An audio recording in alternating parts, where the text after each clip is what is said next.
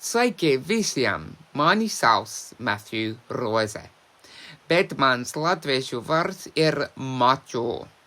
Angļu valodā Rose. Roze. Man ir 41 gads. Oi, lai nu kā. Mans tēvs un onkulis bija dzimuši Rīgā. Mana māte ir angliete. Man ir arī vecākā māsa. Manai māsai ir sava ģimene, kuru es uzskatu arī par savējo.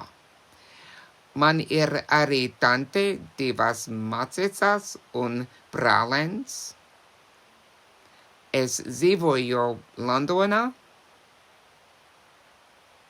Es arī esmu dzimis Londonā. Es esmu aktieris, dziedātājs un aktiermākslas pedagogs. Man ir bakalaura grāds teātrā, režijā un aktiermākslā.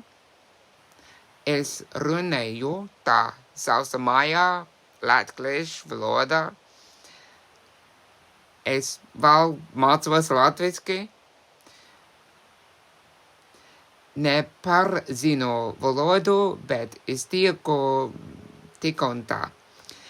Kad lasu latviešu valodā, es vairāk vai mazāk saprotu. Mans tēvs nerunāja brīvā latviešu valodā. Viņš zināja, kā pateikt paldies. Otrā pasaules laikā vēl būdams mazs, viņš ar ģimeni pārvācās uz Londonu. Laiki bija bīstami, tāpēc viņš nerunāja latviski. Es mācos no fakultātes literatūras.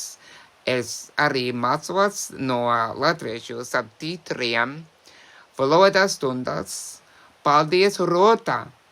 Es ļoti novērtēju latviešu atbalstu un citu cilvēku palīdzību, jo no darbības mācīties jaunas lietas ir svarīgi, bet mācīties no citiem ir vēl svarīgāk. I would just like to say thank you so much for the support for doing this and patience and kindness and all that. Because I never would have done this on my own because I wanted to do this for the longest time.